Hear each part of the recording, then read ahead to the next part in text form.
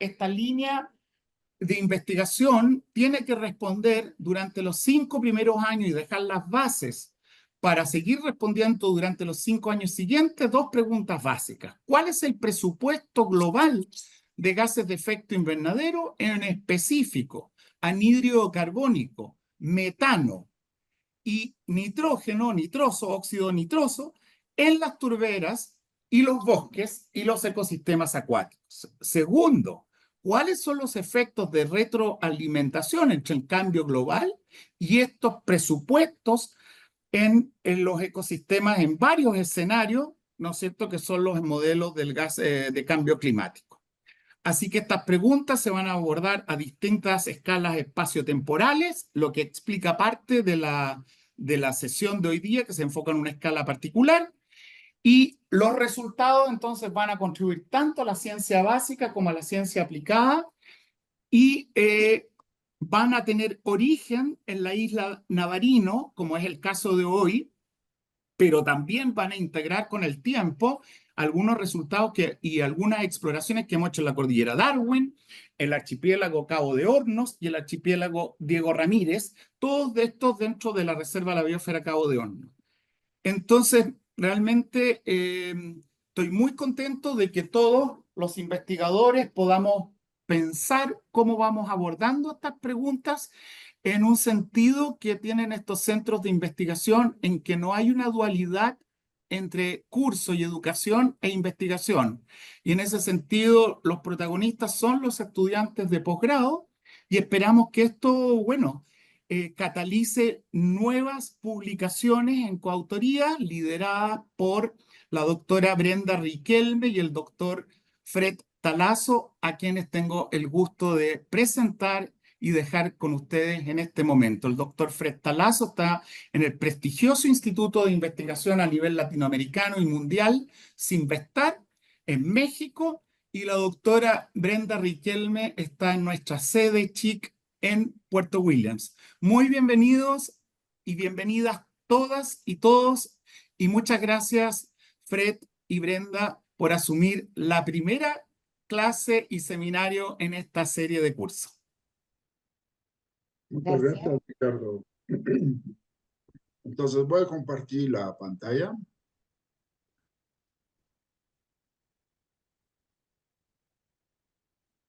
Brenda, ¿estás con nosotros? Sí, estoy aquí. Bueno, buenas Se ve tardes bien a así, todos y ¿no? todas. Sí, se ve Bien. yo lo veo súper. Bien. Todos los demás me imagino que sí.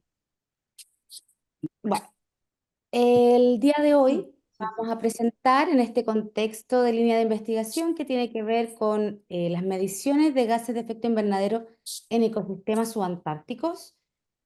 Una parte de esto es, y este es un buen nombre, que es balance de carbono en ecosistemas magallánicos, la ingeniería al servicio de la ecología. ¿Y por qué la ingeniería? Bueno, les cuento brevemente. El doctor Talazo es ingeniero de formación y se ha dedicado ya hace más de 2 décadas en trabajar en el desarrollo de metodologías para determinar y cuantificar estos gases en diferentes ecosistemas a lo largo del mundo. Yo, por otra parte, me he dedicado a trabajar bueno, soy bien generalista, he trabajado en varias cosas y me dediqué a trabajar con el doctor Talazo desde que partió esta línea, desde que partió el CHIC, y he sido su postdoc asociado. Bueno, para comenzar, les voy a hacer un pequeño y sencillo recordatorio de qué es la atmósfera, porque hoy día es nuestro tópico de interés. En esta lámina podemos ver que la Tierra estaría en este color azul, la atmósfera, que es una pequeña línea que se ve en celeste, sería entonces esta capa de gases que rodea el planeta y que está y se sustenta, digamos, en este lugar por la gravedad del planeta. Esta capa de gases o atmósfera cumple un rol clave en todo lo que tiene que ver con la vida en la Tierra. Entonces, bueno, la atmósfera está delimitada por un límite, valga la redundancia, que se denomina la línea de Kármán, que está aproximadamente a 100 kilómetros desde el nivel del mar. Y este límite imaginario es lo que separa la atmósfera del espacio. Como a medida que se va alejando la atmósfera, que es esta capa relativamente gruesa de 100 kilómetros, de la Tierra, la gravedad afecta menos.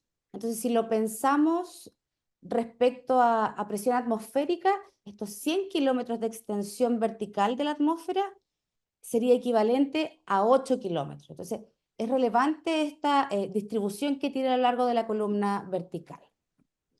Bueno, ¿cuáles son estas funciones clave que cumple la atmósfera? Principalmente tiene que ver con que hay una protección, un filtro de la radiación solar, principalmente de las de alta energía, como la radiación ultravioleta B y C. También participa en la regulación de la temperatura. Y esto es súper importante porque durante el desarrollo del planeta, en la historia de la Tierra, la acumulación de los gases que conforman la atmósfera se generó a través de procesos químicos en el planeta, y la acumulación de estos gases generó el aumento de la temperatura en la Tierra, que es lo que permitió que se pudiera desarrollar la vida, generó las condiciones óptimas para que se desarrollara la vida en el planeta. Entonces, esa función no es menor. Además, permite el transporte de agua, como les decía, de calor, y también es una fuente de nitrógeno molecular, dióxido de carbono y oxígeno, que ya sabemos cumplen un rol fundamental en el desarrollo de la vida. Bueno, los gases de efecto invernadero, como podemos ver en esta imagen, estaría compuesta principalmente de el óxido nitroso con un 6%, metano con un 16%, y el dióxido de carbono con un 76%, que es, digamos, el gas predominante en la atmósfera. Hoy día alcanza una concentración de 425.1 partes por millón, y este 76% corresponde a un 0.04% del volumen total del aire. Y esto es súper relevante porque yo les voy a comentar en breves instantes cuál es el rol que tiene en el calentamiento de la Tierra. Y es súper importante destacar que pequeñas cantidades, o sea, en partes por millón, este 0.04% del volumen total tiene una contribución muy relevante. Como podemos ver, en la parte derecha de la lámina está el Sol, está la Tierra, estaría la capa de ozono, representada por estos tres colores, que son los gases que tenemos en la parte izquierda. Y lo que ocurre es que el Sol emite radiación que llega como luz y calor al planeta. Parte de esa radiación es absorbida y otra es reflejada hacia el espacio.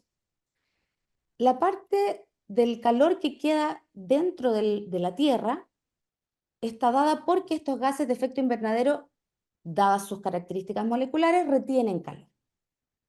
Entonces, en los balances naturales del planeta se acumulan estos gases por procesos químicos y o biológicos, y en la historia se ha mantenido un balance hasta ahora.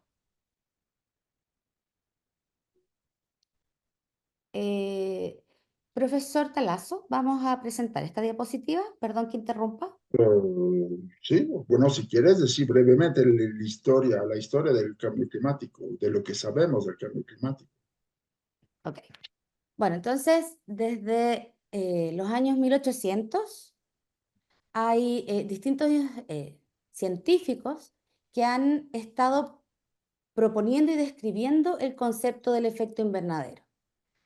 Desde este balance natural que comentaba anteriormente, a lo que ha ido ocurriendo con el aumento de la concentración principalmente de dióxido de carbono entre los otros gases de efecto invernadero en la atmósfera, y este aumento, que ha sido además casi exponencial en los últimos años, se debe a un efecto antropogénico en donde la quema de combustibles fósiles podrían estar calentando el planeta, es lo que se proponía en esos años. Sin embargo, a principios de los 1900 se subestimó qué tan rápido podía ser ese proceso.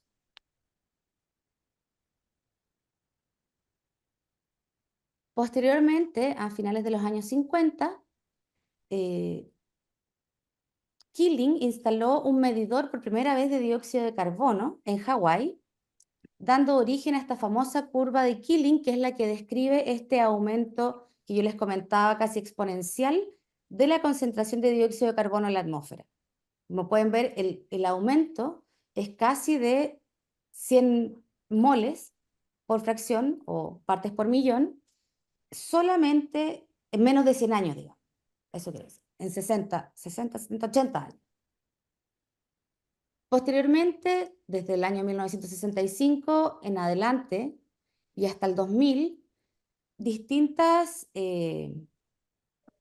opiniones científicas han sido expuestas hacia todo lo que tiene que ver con los países, con este conocimiento global, con el desarrollo e instauración de instituciones como el Panel Intergubernamental sobre el Cambio Climático, que todos deben conocer como el IPCC, que toman consideración y conciencia de este efecto invernadero, donde se observa este aumento significativo de la concentración de dióxido de carbono y por lo tanto este aumento de la temperatura de la Tierra.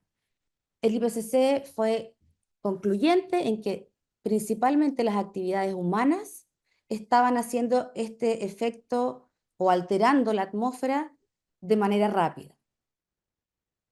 En 1997 se establece el Protocolo de Kioto, que fue el primer acuerdo internacional vinculante para reducir las emisiones de gases de efecto invernadero, al que se sirvieron distintos países, y desde el 2000 el cambio climático es por fin, y tardíamente en lo personal, creo, es reconocido como un problema global urgente.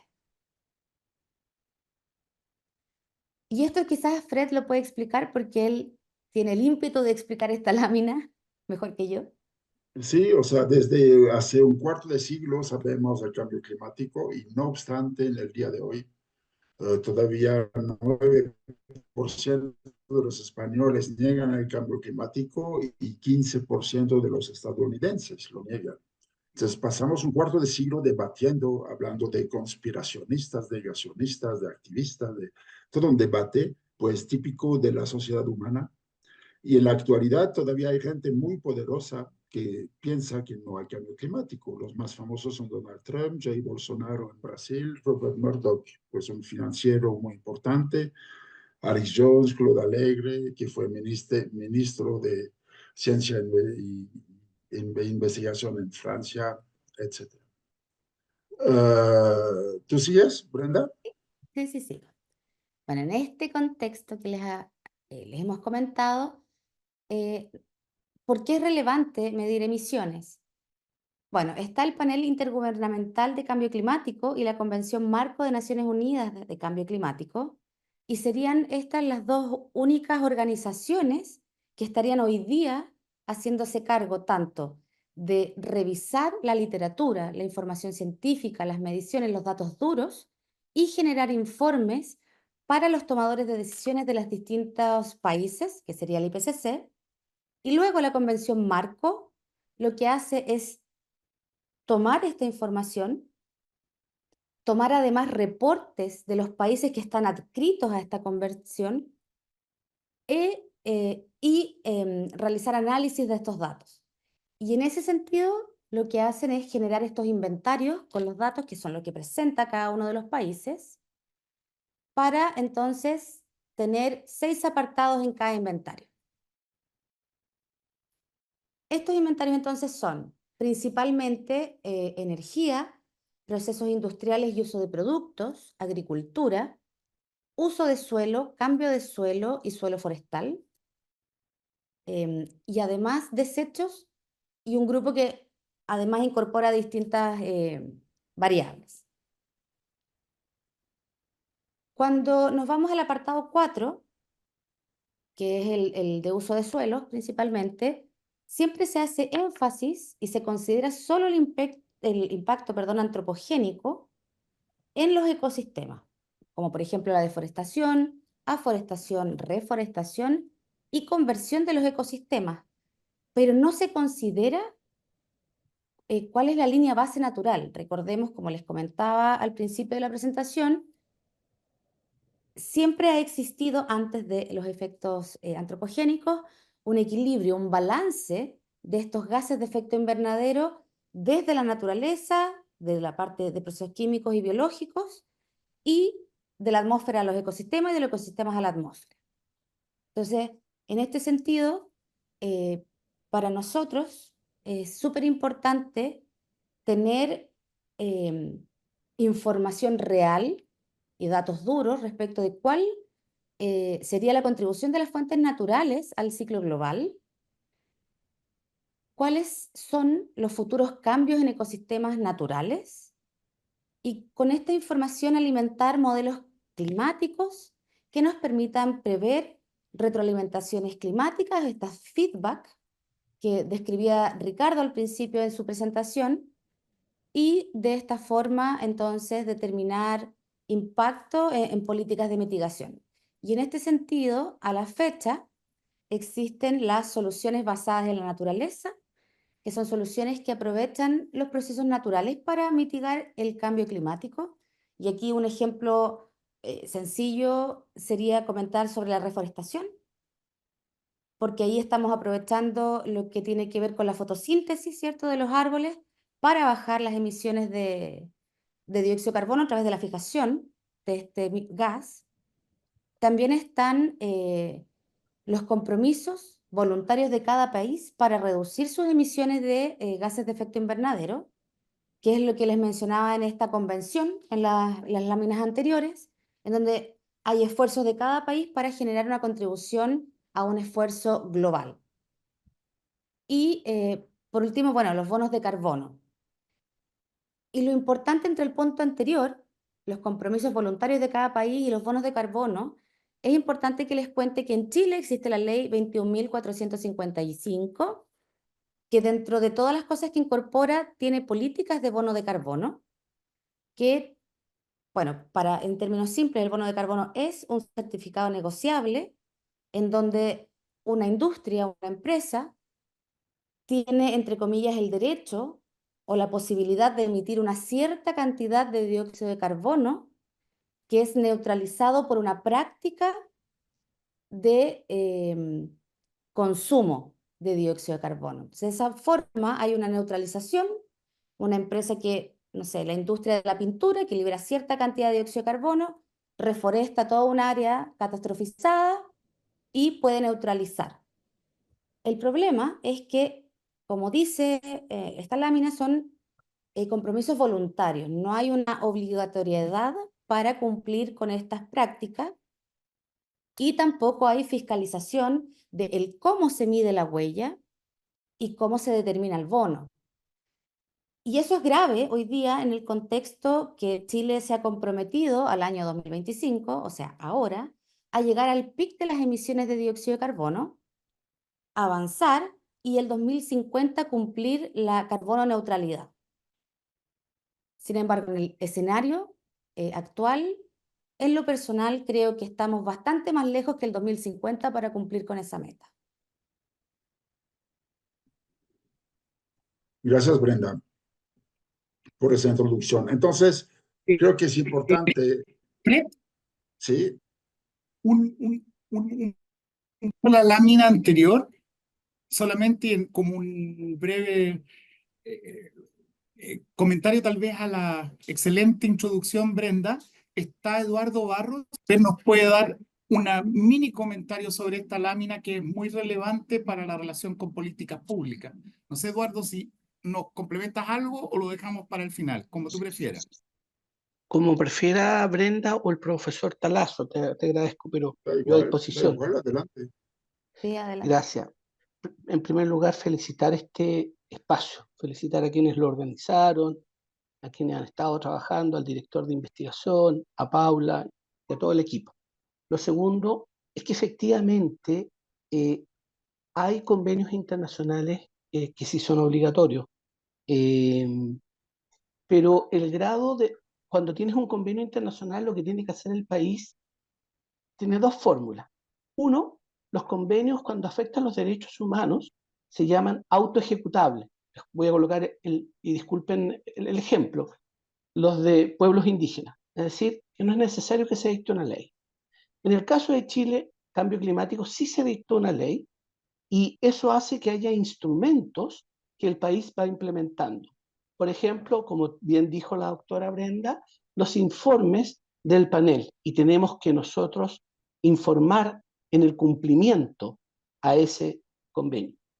Lo que sí creo que es muy preciso que dice la profesora es que los bonos de carbono hoy día es un mercado que está crecientemente regulado.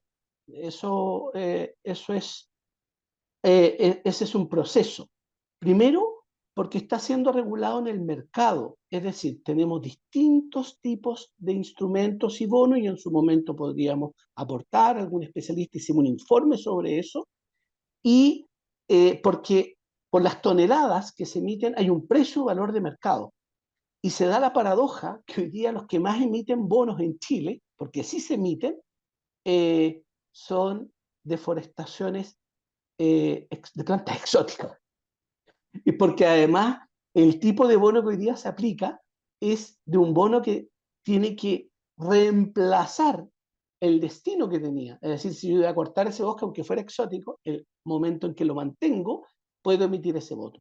Por lo tanto, hay distintos instrumentos de los bonos de carbono, hay bonos azules, hay bonos verdes, y tal como lo ha planteado Brenda, yo diría que el proceso de implementación ha sido gradual y que hay distintos casos. Chile lo que ha emitido, y en eso recientemente en Punta Arenas, esta semana, hubo un panel, y sí se reconocía por parte del BID que Chile lo primero que hizo fue emitir un bono del Tesoro, un bono público, pero no asociado a soluciones de naturaleza, sino que fue un bono que se emitió a partir de la infraestructura eléctrica, es decir, que emitía menos contaminación, como el metro.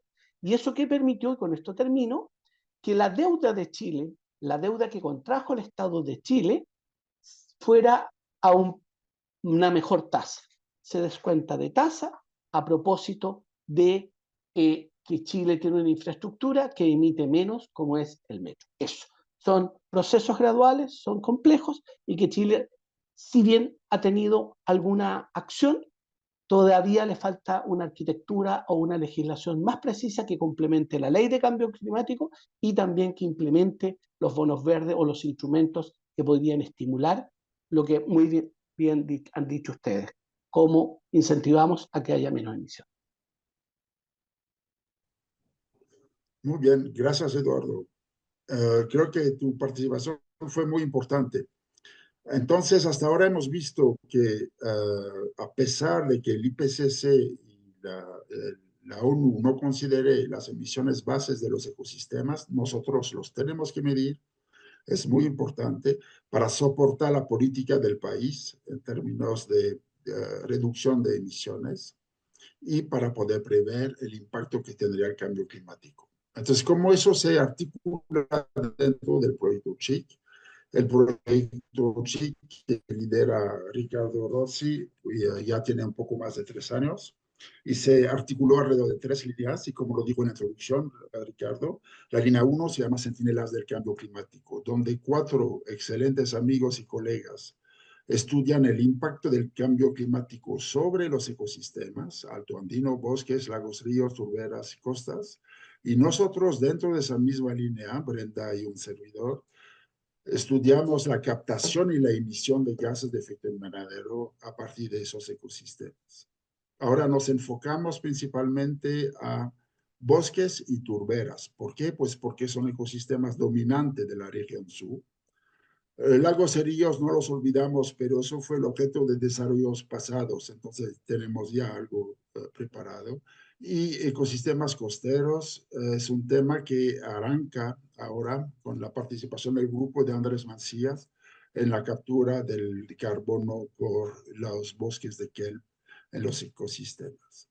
Entonces, ¿por qué nos interesamos tanto a bosques y a turbera? Pues la primera razón es que los bosques terrestres representan 170.000 kilómetros cuadrados en Chile. No sé, debe ser como el 25% de la superficie nacional. Esos bosques han acumulado 2,2 gigatoneladas, miles millones de toneladas de carbono, que equivale a 8 gigatoneladas de CO2. Tienen un alto valor ecológico, comercial, cultural y capturan cada año 19 megatoneladas, es decir, millones de toneladas de CO2 equivalente, que corresponde más o menos al 22% de las emisiones totales de Chile. Muy importante. Ahora, una forma de expresar la importancia de un ecosistema es presentar la relación que existe entre la cantidad total de CO2 equivalente almacenado en el ecosistema comparado con las emisiones totales de Chile. En el caso de los bosques, significa que si deforestáramos todo Chile, pues tendríamos una emisión de CO2 a la atmósfera equivalente a 93, casi un siglo del país. Entonces, eso refleja la importancia que hay de proteger esos ecosistemas. En el caso de turberas es todavía más importante, porque en superficie no son tantos, son 45.000 kilómetros cuadrados, 30.000 de esos kilómetros cuadrados de turbera están en Magallanes y acumularon 4 gigatoneladas de carbono, o sea, 15 gigatoneladas de CO2, a lo largo de los 12 o 13.000 años que tienen esos ecosistemas, donde muy lentamente, milímetro por milímetro, acumularon carbono en una capa que en Chile es tradicionalmente de 8 a 12 metros de profundidad. Ahora, la cantidad de carbono almacenada es mayor a la de todos los bosques de Chile. No hay debate sobre la proporción, pero todos están de acuerdo para decir que hay más carbono en turberas que en bosques. Y capturan más o menos lo mismo que los bosques, es decir, 17 millones de CO2 equivalente al año. Pero si comparamos la cantidad de CO2 almacenada con la producción de gases de efecto invernadero de todo Chile, pues estamos en un ratio de 163. Es decir, que si destruyéramos las turberas, sería realmente dramático y son ecosistemas que se tienen que proteger a toda costa. Los bosques de kelp parecen pequeños comparado con los bosques y las turberas, pero no obstante son muy importantes. Son 7.000 kilómetros cuadrados. No se sabe exactamente cuánto están capturando de gases de efecto invernadero y la proporción entre cantidad almacenada y emisiones totales es más pequeña que la de los bosques o de la turbera, pero no obstante, los bosques de kelp son ecosistemas muy sensibles, muy importantes para una larga lista de servicios ecológicos que están rindiendo. Muy bien, entonces al inicio del proyecto, hace un poco más de 3 años, nos fijamos como objetivo, arrancando con la medición de las emisiones de gases de efecto invernadero en bosques y turberas. Es muy complejo. Basta el establecer la lista de los parámetros directos importantes sobre la emisión de gas para darse cuenta que es una matriz de una tremenda complejidad. Y a esa matriz de complejidad tremenda tenemos que añadir el objetivo muy optimista del CHIC, que es estudiar esos ecosistemas en toda la zona de la reserva de la biosfera Cabo de Horno, donde existe una tremenda diversidad climatológica y de otra naturaleza. Entonces, estábamos ante un reto tremendo. Y cuando uno quiere medir un ecosistema muy complejo, tiene, creo, 2 estrategias. O intenta buscar métodos que permiten sacar valores promedio. Sacar valor promedio es, por ejemplo, la turbera este día emitió tanto. Si es un valor promedio, significa que integra la complejidad y la variabilidad global del ecosistema, pero no permite distinguir los factores o los parámetros específicos. O sea, no sabemos de toda la turbera que emitió tanto, no sabemos cuál es la zona de la turbera que emitió más o que emitió menos. La otra estrategia es medir en muchos lugares y tiempos diferentes para poder distinguir los factores o los parámetros específicos que modulan la emisión de gases de efecto invernadero, pero esa estrategia requiere un mayor esfuerzo experimental y analítico. Y como nos gustan los retos, es esa estrategia que elegimos. Es decir, que decidimos medir muchos puntos y en muchos tiempos la emisión de ecosistemas en ecosistemas del extremo sur. ¿Cómo hacer eso con desarrollo metodológico? Eso fue nuestro primer objetivo, es decir, buscar métodos portátiles, rápidos y exactos que permitan justamente acumular muchos datos en poco tiempo. Y finalmente el planteamiento era ampliar la aplicación y extendernos a toda la región para considerar la variabilidad de la región en términos de emisiones de gases. Entonces voy a mostrar dos ejemplos y el primero es lo que hemos hecho en la medición de gases de efecto invernadero en bosques. Cuando hablamos de intercambio de gas entre los bosques y la atmósfera, pues el oxígeno, CO2, metano, óxido nitroso, agua, es bastante conocido. Pero hay todo un sector, toda una zona que es un poco gris, digamos, que no conocemos bien, es el intercambio entre los troncos de los árboles y la atmósfera y entre los suelos y la atmósfera. Suelos que obviamente están bajo la influencia de las raíces de los árboles. Entonces nos dimos a la tarea de desarrollar métodos para estudiar eso. De forma tradicional, si queremos medir la emisión de gases del tronco de un árbol, ¿no? Como por ejemplo en esa figura, se encierra una pequeña superficie del tronco con lo que llamamos una cámara, es decir, un recipiente relativamente flexible que permite acumular el gas que se emite del tronco. Y con un analizador podemos ver el aumento de concentración con el tiempo y por lo tanto determinar entre 2 y 5 minutos la emisión a la atmósfera. Pero todo eso implica que no haya fugas, ¿verdad? Porque si no, no habría acumulación de gas dentro de la cámara. Ahora, es muy fácil en algunos árboles, en otros no tanto. Ustedes que son del sur de Chile, pues conocen bien el nire y saben que el tronco del nire es muy rugoso, muy irregular. Igual en México estudiamos un árbol que se llama el mangle blanco, con una corteza muy irregular.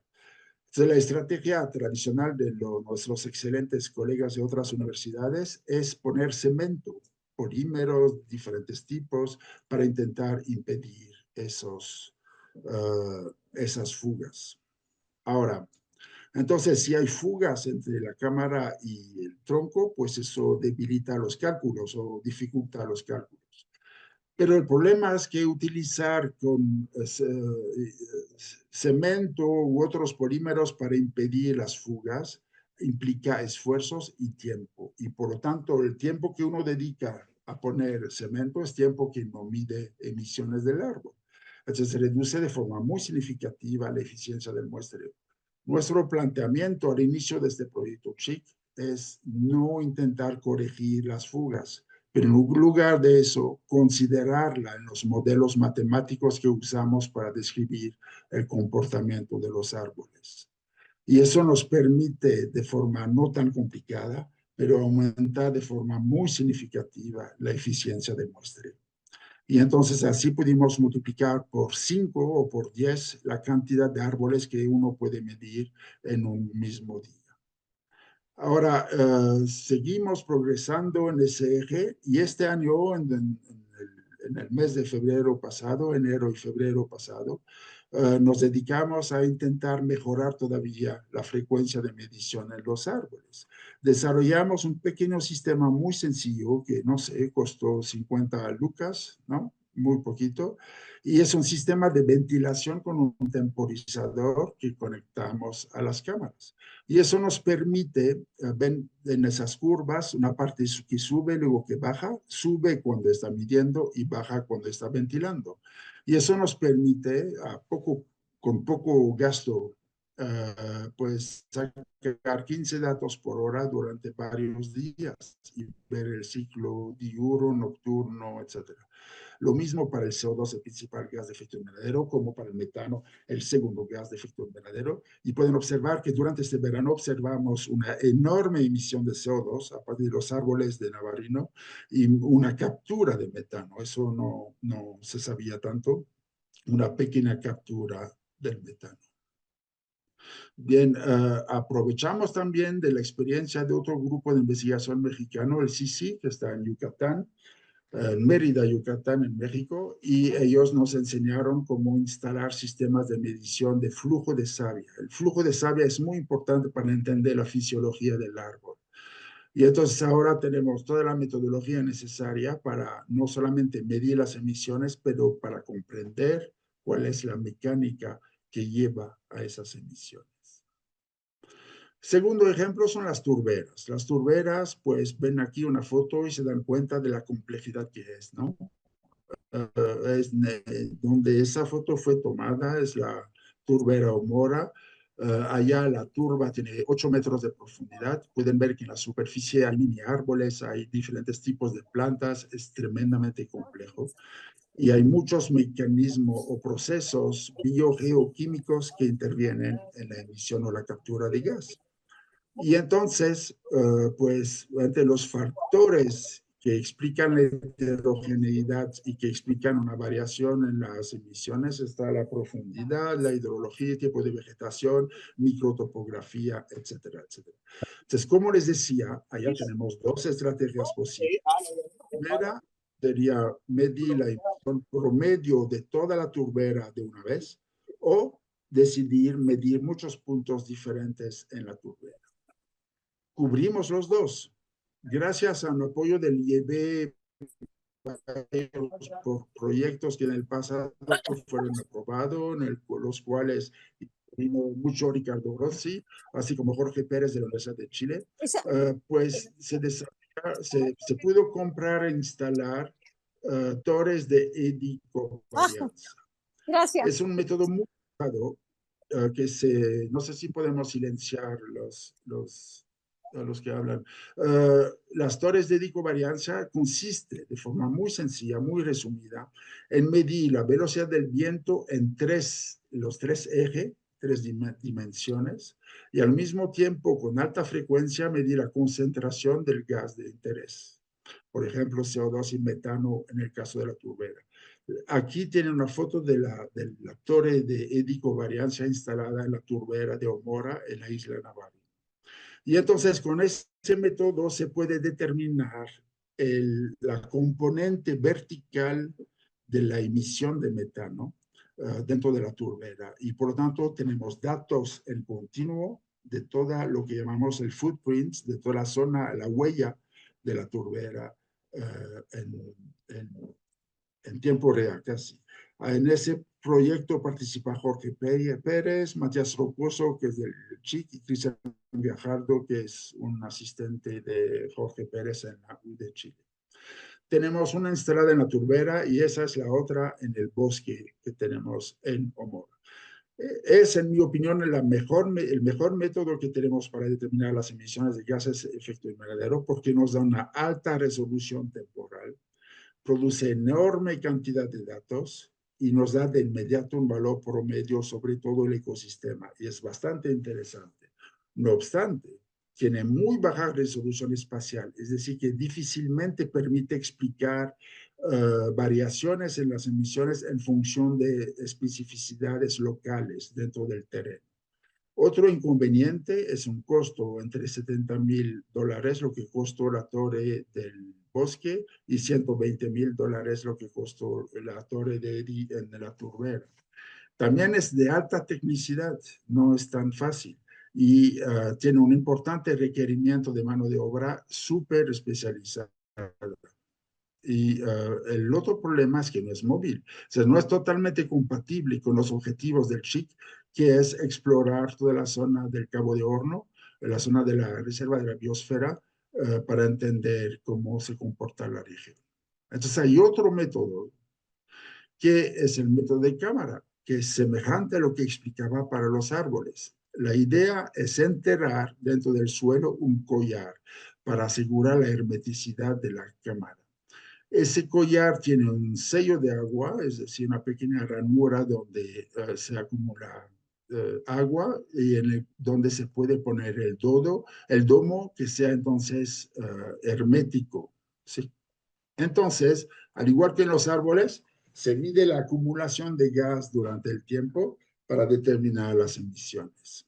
Es muy bueno, permite medición directa de las emisiones en puntos específicos, o sea, podemos estudiar aspectos muy particulares del ecosistema y se puede automatizar. Si ven en esta foto, hay sistemas de apertura de cierre que son automatizados. De hecho, tenemos como 4 o 5 de esas cámaras instaladas en la turbera de humo. El problema es que la instalación del collar obliga a cortar la vegetación que tenemos en la superficie y eso impacta el ecosistema. Entonces, la mayoría de los investigadores dicen que hay que esperar 24 o 72 horas antes de empezar las mediciones, pero nadie sabe a ciencia segura de si todavía hay un efecto o no del corte que se hizo. Además, como se usa generalmente un sello de agua, se buscan terrenos horizontales y pues los que conocen las turberas saben que el terreno es todo menos horizontal. Y el costo, cada cámara cuesta entre $10,000 y $15,000 americanos y por lo tanto el hecho de esperar y de que cueste mucho limita en número y en movilidad la aplicación de este método. Y la mayoría de los estudios publicados reportan de 3 a 10 lugares estudiados, lo cual es, en mi opinión, muy lejos de ser suficiente. Entonces, nuestro planteamiento es parecido a lo que hicimos en los árboles, es no usar collar para no tener que cortar la vegetación, para no minimizar lo máximo posible el impacto sobre ecosistemas, no intentar corregir las fugas, pero considerarla en los modelos matemáticos que usamos para describir. Eso permite medición directa, sin demora y sin perturbar el ecosistema. Y entonces aumenta, pero mucho, la eficiencia del muestreo. Y aquí pueden ver el primer modelo, que nada más era una canasta cubierta de una hoja de plástico y una cadena de metal, y eso nos permitió determinar muy fácilmente las emisiones de gases, los intercambios de gases en la turbera Humora. Y llamamos este método el sistema de la cámara de falda. Ahora, poco a poco avanzamos durante esos 3 años hasta sistemas más sofisticados y desarrollamos 3 generaciones de sistemas de medición. El último es el que probamos este verano pasado. Y todo eso para aumentar la portabilidad del sistema, poder medir con mayor rapidez y mayor precisión y exactitud. Y les voy a dar unos 3 pequeños ejemplos de lo que hicimos con esas 3 generaciones de cámara. El primer año, lo que hicimos es estudiar las variaciones espaciales de las emisiones a corta escala, es decir, en pequeños cuadritos de 3 por 3 metros. Y pueden ver que pudimos determinar una tremenda variabilidad a muy corta escala. Pero eso no se podía hacer con los métodos tradicionales. Solo es este tipo de cámara que nos permitió hacer este tipo de estudio. El año siguiente, lo que hicimos es buscar determinar la actividad fotosintética del ecosistema, no de las plantas que constituyen el ecosistema. El matiz es importante. Es decir, medir realmente la actividad fotosintética en el piso con el ensamblaje complejo de plantas que hay en las turberas. Y eso en función de la irradiancia, que es un factor importante para predecir cuál es la captura de carbono en función de la intensidad solar, ¿sí? Y pues avanzamos en ese sentido y pueden ver que en lugares diferentes siempre nos daba el mismo tipo de comportamiento que nos permitió caracterizar matemáticamente el comportamiento de la turbera. Y último ejemplo, eso es de este verano pasado. Esa es una vista de Google Earth de la turbera Humora, muy cerca de Puerto Williams, frente a la fibra óptica austral, y caracterizamos aquí el perímetro rojo que pueden ver al lado de la laguna que tenemos, con un sistema así totalmente portátil de un nuevo diseño de cámara y un detector de gas también nuevo que uno puede llevar como una mochila. Es decir, que un solo operador podía caracterizar las emisiones de gases. Y estamos bastante orgullosos de haber logrado en 4 días la determinación de emisiones de metano emisiones de CO2 y de metano por triplicado en 126 puntos, midiendo al mismo tiempo 9 parámetros característicos de las turberas. Y eso nos permitió sacar mapas de emisiones de la turbera entera, donde pueden ver las pequeñas cruces en los lugares donde medimos, y pueden ver pues que finalmente existe una alta dispersión espacial de las emisiones, pero que hay como que paralelismo entre la emisión de CO2 y el de metano. Nos falta mucho por interpretar a partir de esas figuras, pero parece que vamos por buen camino. Entonces, ese fue el desarrollo metodológico. Entonces, ahora ya tenemos los métodos, ya tenemos todo listo, podemos pasar a la segunda etapa y empezar a estudiar aspectos específicos de funcionamiento de los ecosistemas y podemos empezar a desplazarnos en toda la región para determinar, pues, para poder reflejar el comportamiento de la región en términos de gases de efecto invernadero. Entonces, regreso la palabra a Brenda para que nos explique la segunda parte. ¿Verdad, Brenda? Ahí sí, ya no estoy silenciada. Bueno, como les contaba Fred, la primera etapa del desarrollo de esta línea que nace acá con el Centro Basal fue desarrollar las metodologías, las técnicas y las estrategias. Entonces, uno de los artículos ya cuando empezamos a implementar las técnicas, que lo publicamos el año pasado, es cuando por primera vez pudimos validar el estudio de la variabilidad en fina escala espacial, cómo eran las mediciones, perdón, las emisiones de dióxido de carbono y metano en una turbera subantártica. Bueno, como muestra la imagen a la izquierda, ese es un esquema de cómo se ve esta Skirt Chamber, que es como la primera cámara o el concepto de cámara que se desarrolló, que está publicado también. Y este se va situando en distintos puntos donde vamos midiendo en cortos tiempos la emisión de gases, además del resto de parámetros que solemos analizar y que los mencionó anteriormente Fred. En este estudio lo que hicimos fue analizar 5 cuadrantes de 9 metros cuadrados y dentro de esos cuadrantes medimos 16 puntos al azar. Ya, no, bueno. Y Llena de no sé quién está con el micrófono como para la prendido. colación. Entonces cuando llegaba conmigo. Me confunden, ahora sí. Entonces, bueno, con estos datos generamos también mapas de calor, en este caso para la emisión de metano, que pueden ver a la derecha de donde está el esquema de la camarita. Y la escala va de azul, en donde hay consumo de metano, y a rojo, donde hay emisión. Y estos puntos rojos los denominamos hotspots o estos puntos calientes de emisión de metano. Algo bien importante de este estudio es que conseguimos analizar una escala de variación espacial de menos de 0,5 metros cuadrados, que eso ya es fina escala, alta resolución. Y dentro de todo nuestro análisis con respecto principalmente a las emisiones de metano, hicimos un análisis para ver cuál de todos los parámetros que estudiamos, que son composición vegetacional del punto medido, la temperatura, la radiación, la tabla de agua y la altura, ya que es una turbera esfagnosa y tiene un relieve, para ver cuál de estos tenía un efecto significativo o una correlación significativa con el aumento o disminución de las emisiones de metano. Y lo que observamos, como se ve en la gráfica del lado derecho de la lámina, es que en distintas especies o grupos taxonómicos, cuando la especie Tetronychus magellanicum era la especie dominante del punto medido, vimos un aumento significativo en las emisiones de metano. Por lo tanto, pudimos determinar que estos puntos calientes, estos hotspots de emisión de metano, estaban asociados a la presencia de esta planta.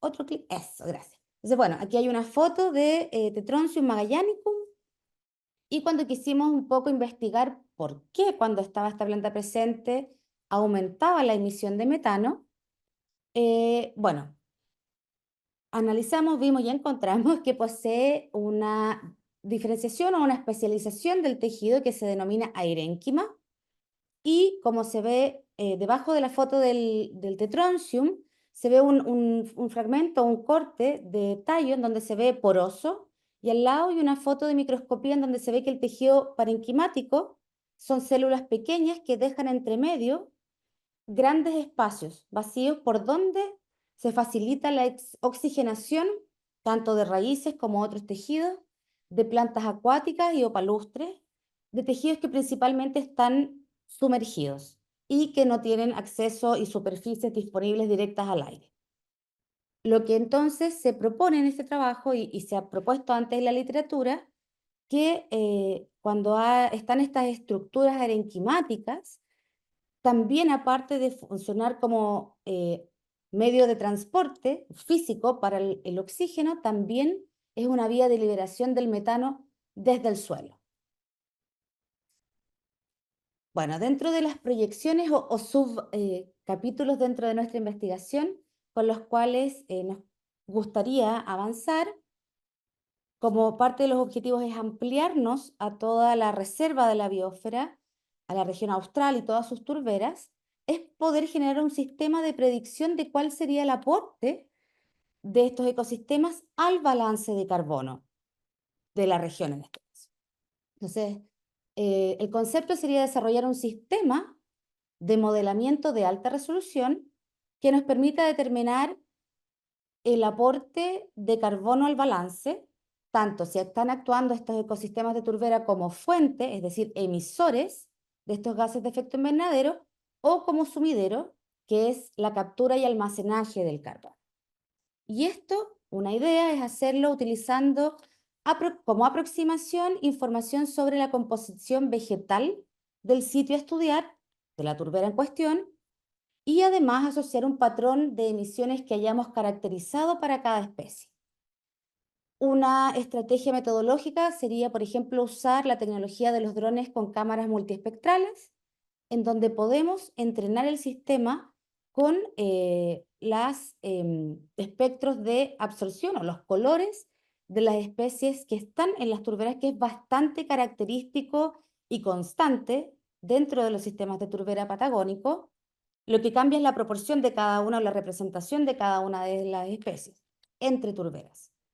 Y después de entrenar este sistema, sería, como se muestra en la parte derecha de la lámina, mapear, barrer todo o esta gran extensión de terreno donde está la turbera, y luego hacer la interpretación con el entrenamiento de colores para poder determinar cercanamente, lo más cercanamente posible, cómo están distribuidas las especies y cuál es la dominancia o cobertura que tienen. Y con ese dato alimentar un modelo que además vaya, como les digo, con un patrón, si es posible establecer, de las emisiones y o captura que tiene cada especie. Bueno, además, porque está, como vimos y hemos discutido a lo largo de esta presentación, esta es una línea que conversa con las otras líneas de investigación y es aplicable a todo lo que tiene que ver con los centinelas. Es que también parte del estudio se enfocó en ver cuál era el efecto de los castores en las emisiones de metano y dióxido de carbono en ecosistemas de bosque. Y en esta lámina podemos ver cómo se visualiza de una vista aérea un bosque no perturbado, que es la parte superior, y un bosque perturbado por el establecimiento de una castorera. Y la verdad es que la imagen habla por sí solo, las diferencias son sustanciales, y es importante mencionar que ambos paisajes, digamos, que estamos viendo están separados solamente por unos 100 metros de distancia. Eso, gracias.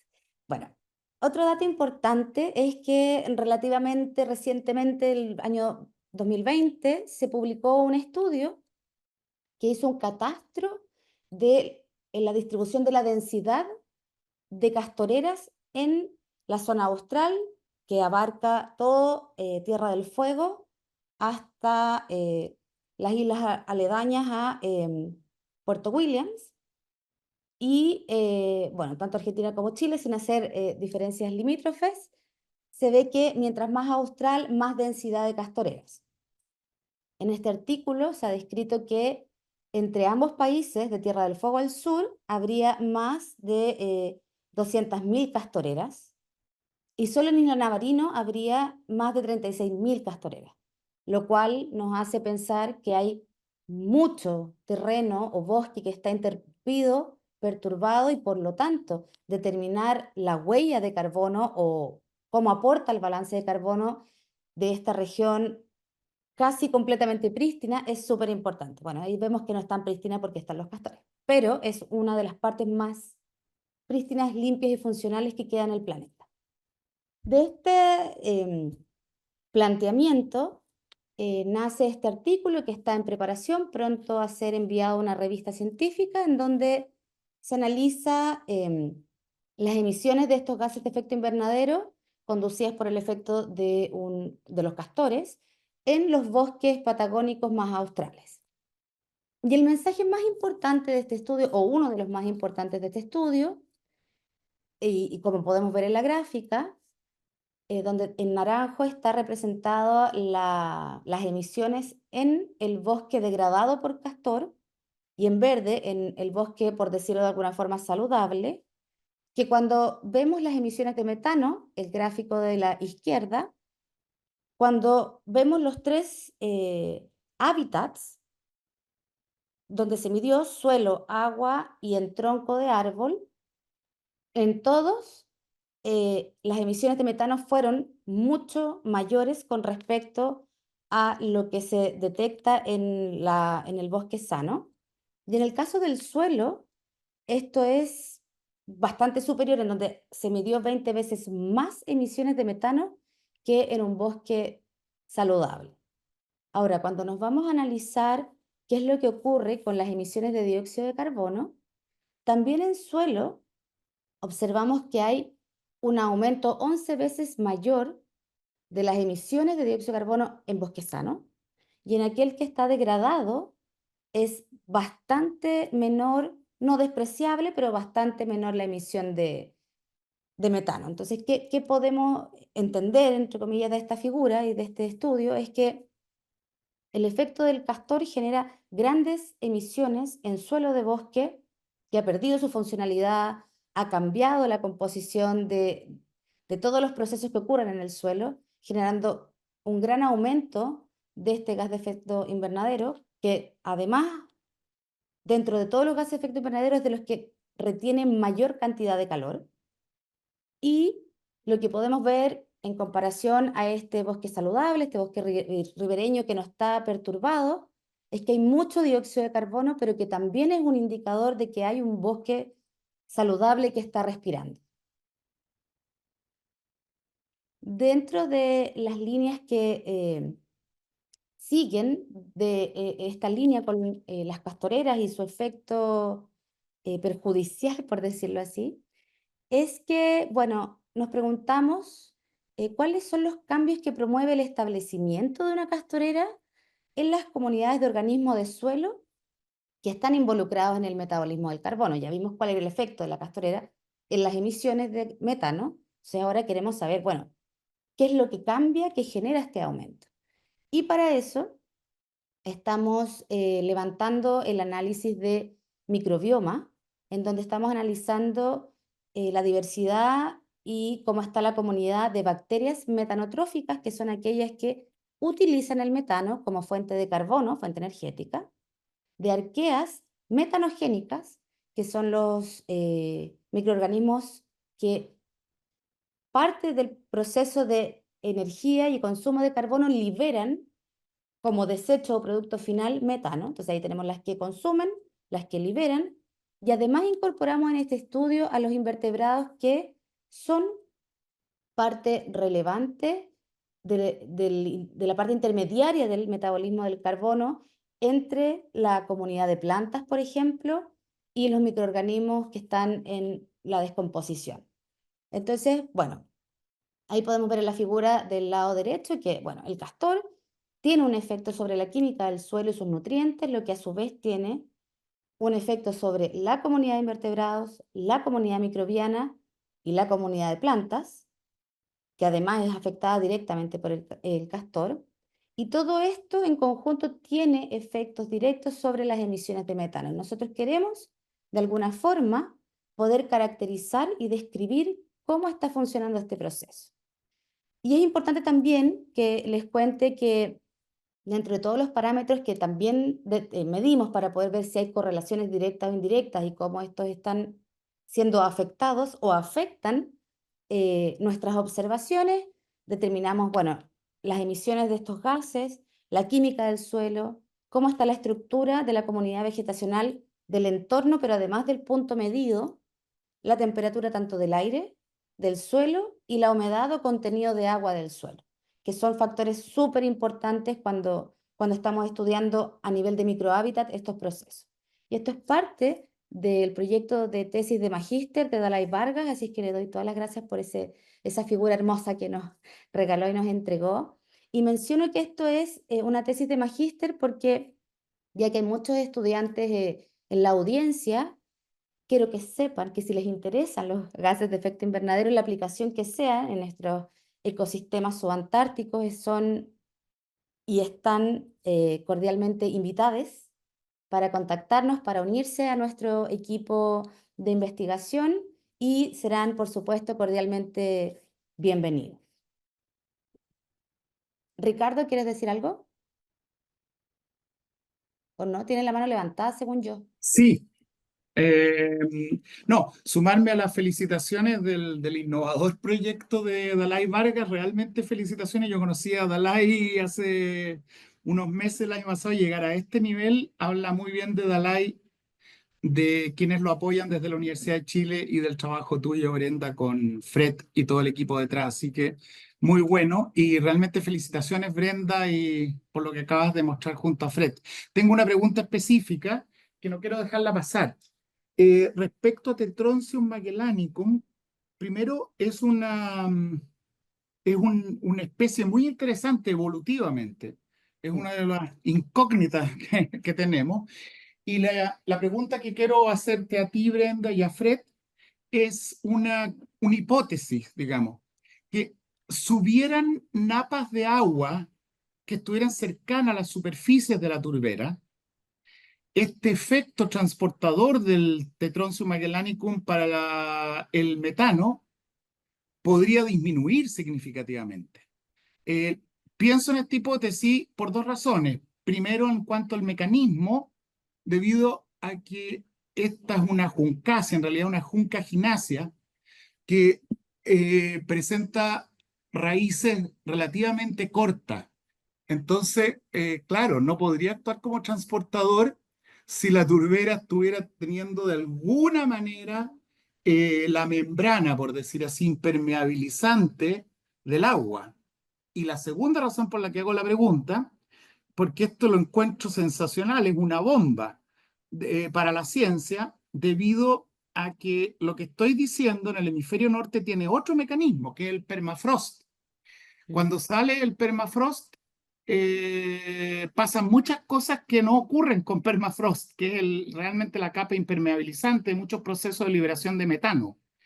Por lo tanto, estaríamos desde el hemisferio sur con Chick descubriendo un mecanismo distinto respecto al proceso, pero similar respecto al efecto de liberar desde las turbinas el metano, que tiene un impacto de gas de efecto invernadero mucho más intenso que el CO2.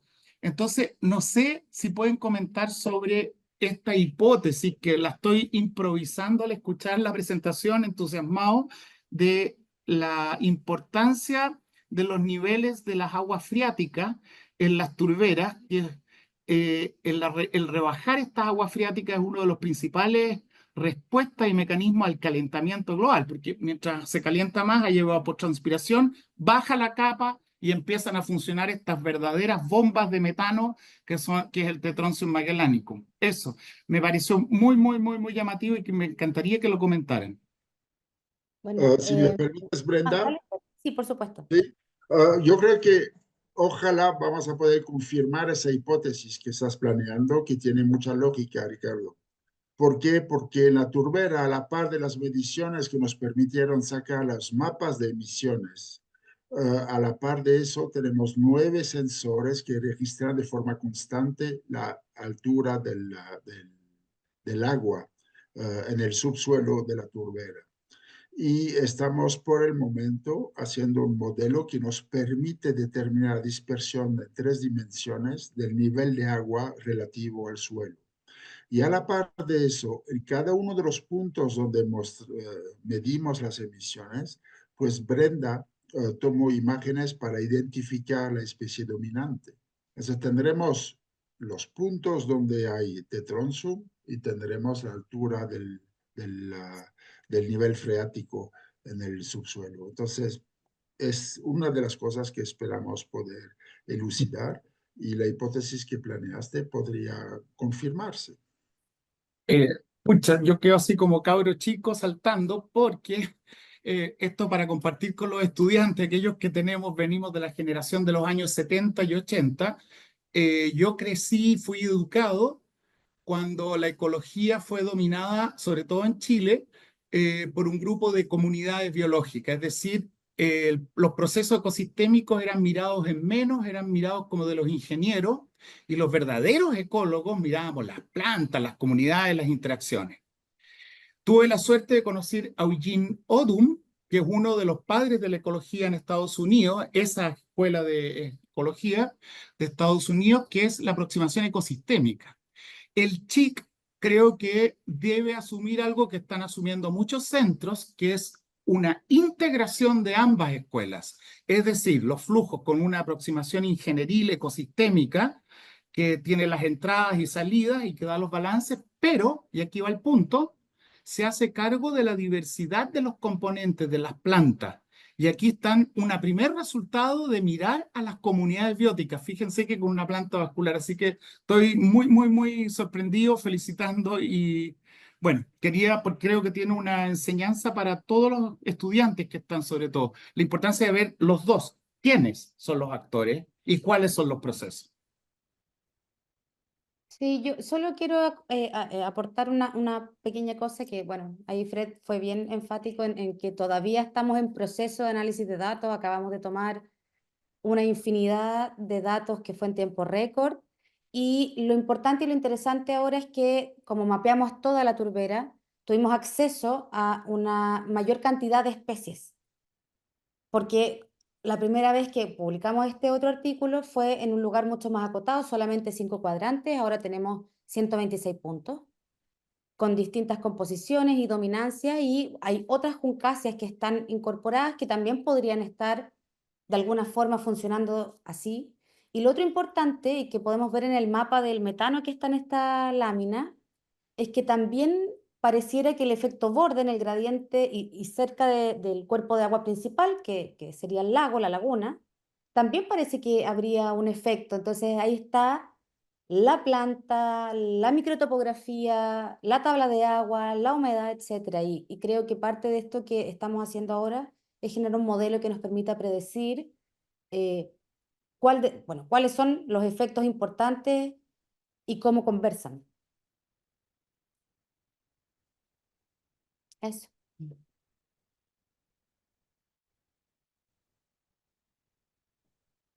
Excelente.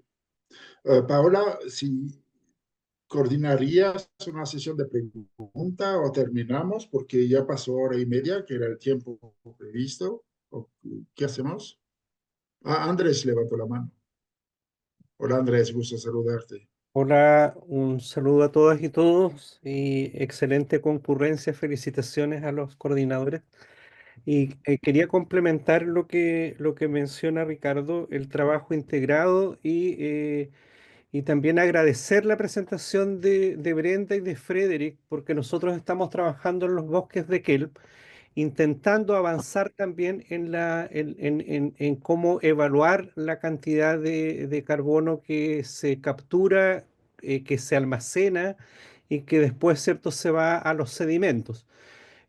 Comenzando desde cero y el trabajo de Fred ha sido fundamental, de Fred, de Brenda y de su equipo, para que nosotros vayamos avanzando también. Hemos hecho algunos experimentos en terreno en el verano pasado y todo lo que ellos han realizado ha sido muy inspirador para nosotros. Por lo tanto, refuerzo lo que dice Ricardo, de que en realidad todas estas investigaciones son muy hermosas, ¿cierto? Cuando se trabajan en equipo y nos integramos además en distintos ecosistemas. Así que les agradezco y los felicito por la excelente presentación. Muchas gracias. Gracias, Andrés. Perfecto. Una cosa pequeña, como no vamos a tener tiempo para más preguntas y hay en el chat y ya no se puede responder en el chat, quizás pueden pedirle nuestros correos, Paulita, si se puede, porque si tienen preguntas las pueden hacer llegar por mail, no, ahí estaremos para resolverlas.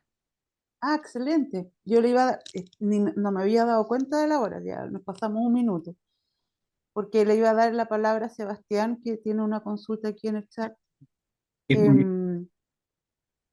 Quizás la podemos responder como lo último, y en efecto, como dice Brenda, si hay más preguntas, se agradece la disposición de Brenda para irlas preguntando vía correo electrónico.